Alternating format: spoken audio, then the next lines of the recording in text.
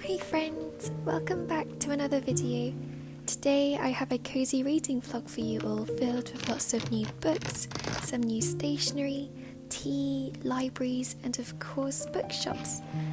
After 2 sit-down videos in a row, I wanted to film a cozy vlog for you all because I take a lot of comfort from making these and I hope you enjoy them too. I currently buddy read with one of my lovely friends and she and I pick a book out together each month to read together. For April we decided to read Fourth Wing because we've both not got round to reading it yet, and it was perfect because my pre-ordered copy of the paperback version had just arrived.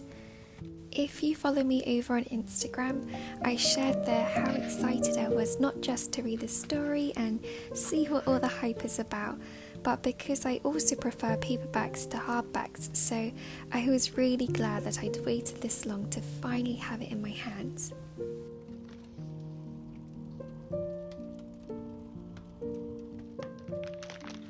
I recently bought some new bookish stationery like these sticky tabs and highlighter pens, and later you'll see me unboxing some transparent sticky notes too.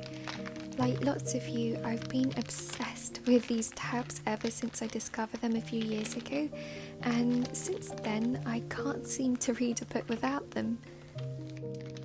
Because I'm too scared to physically highlight on my brand new books, I'll use tabs to mark any important moments or beautiful writing and quotes instead.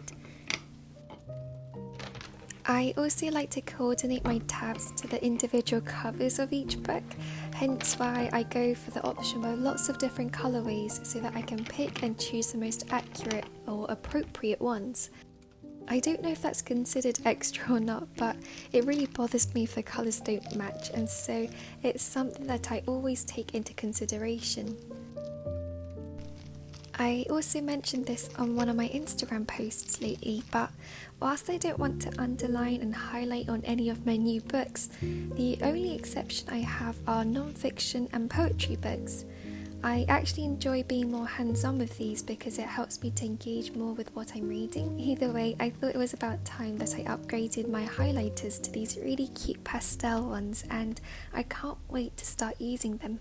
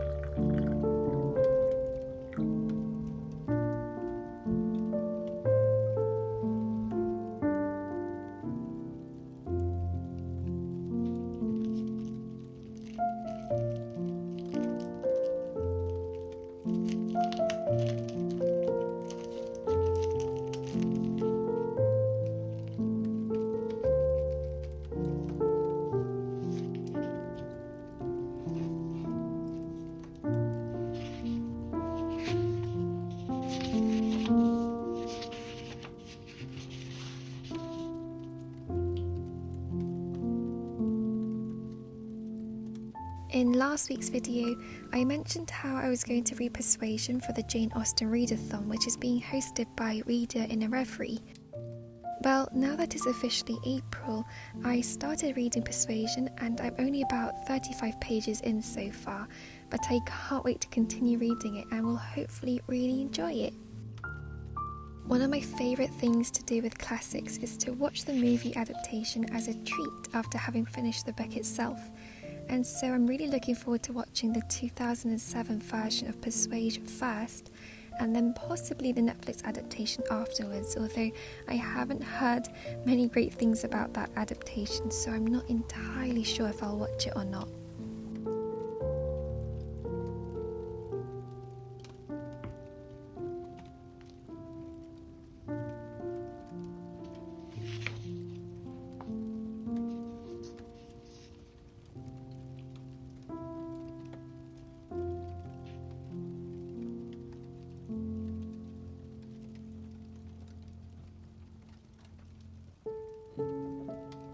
I've had a few questions about how my Notion library is set up, so I thought I'd share a little bit about how I organise all my books in this video. Here I'm setting up a new log for Persuasion, and I have different colours to signify whether it's an author, translator, illustrator, mangaka or author-illustrator.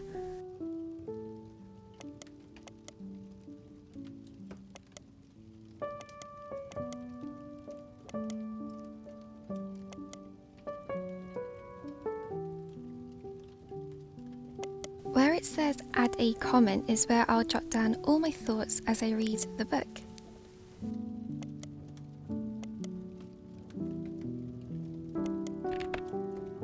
As a seasonal reader, I like to note if a book specifically takes place throughout spring, summer, autumn or winter, and I'll make sure to record that down. Or sometimes it might not really be even specified in the book, but I might associate it with a particular time of year for whatever reason, and I like to take note of that for future reference too. I also like to have an image of the particular edition that I own or even want, and so I'll download from Goodreads the cover and then pop it into Notion, which takes little to no time at all.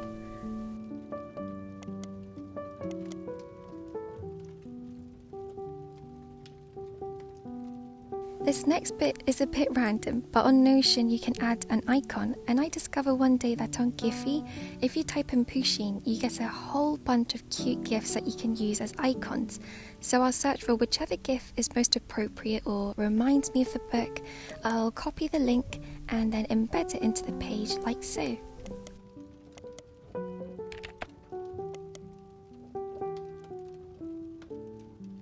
Once I've read a book, I've got a separate 2024 book, or tome as I like to call it, showcasing every book that I've read so far with all the information that I've logged into it, like what I rated the book and when I finished reading it. If you look closely, the speech bubbles on each entry also tells me how many comments I made whilst reading each book too.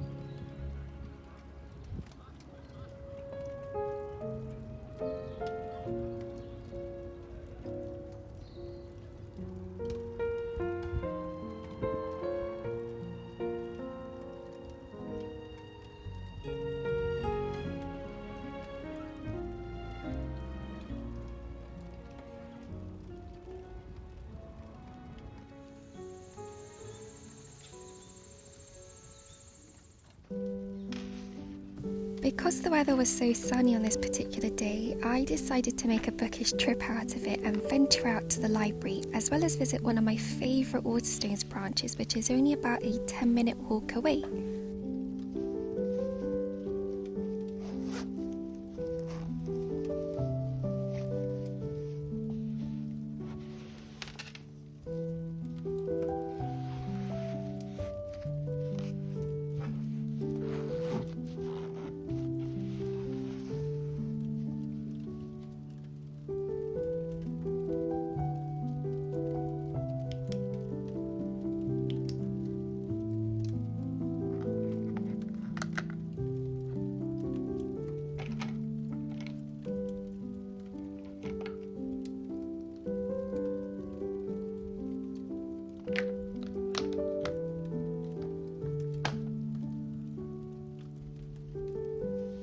Tote bags are an essential day-to-day item for me, and this one really needs a bit of an iron, but it's one of my favourites because my fiance bought it for me on the day that we got engaged in Oxford.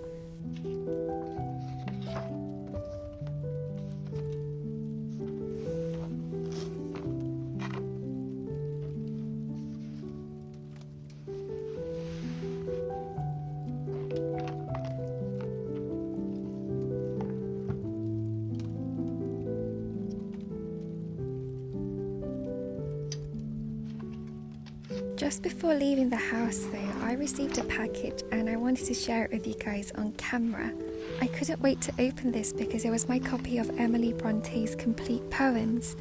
I didn't even know that this existed until it came up on my feed on Instagram, and I'm so sorry to the person who shared this because I can't remember who posted it, but the little segment of one of Emily Bronte's poems they shared was so awe-inspiringly beautiful that I knew that I wanted a copy for myself straight away.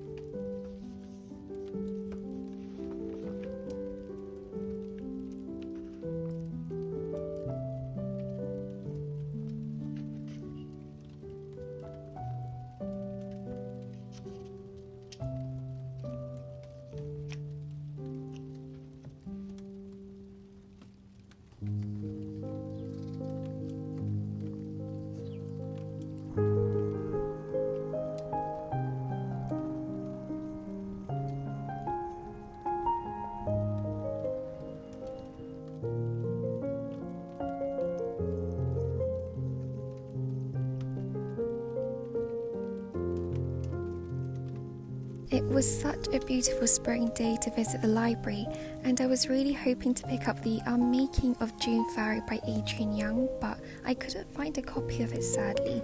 But I did manage to find some of Adrian Young's other books.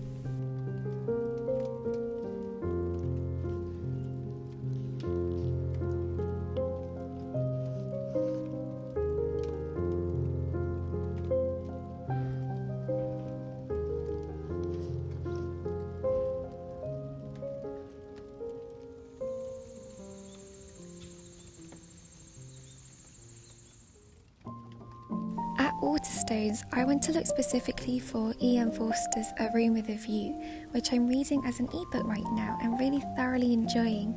I feel like it's a perfect read for summer days, and I'll also be visiting Italy next week on a bit of a spontaneous holiday trip with my family, which is very fitting.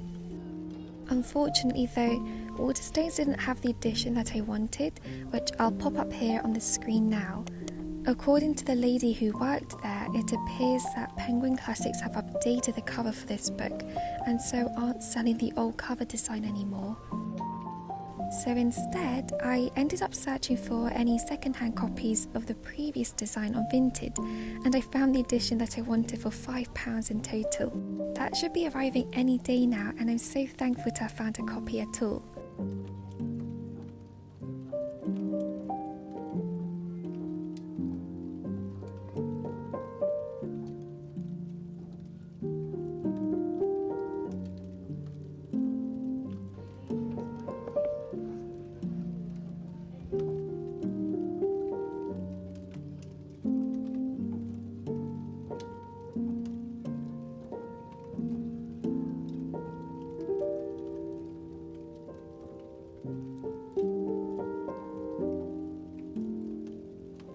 At the Waterstones Café, which is nestled in between the bookshop, I ordered some hot chocolate and blueberry bakewell before settling down with Persuasion and reading a bit of it. There's something so enchanting about sitting in the midst of other book lovers where almost everyone has a book in their hands as they have a cup of coffee or tea.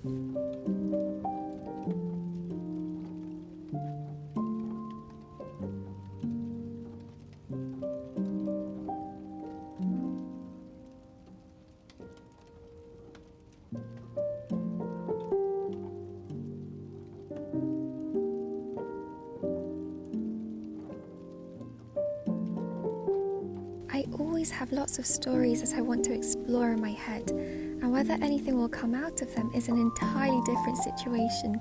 But for now, I take much pleasure in jotting ideas and characters down, and who knows, maybe one day they'll have a more concrete place in this world.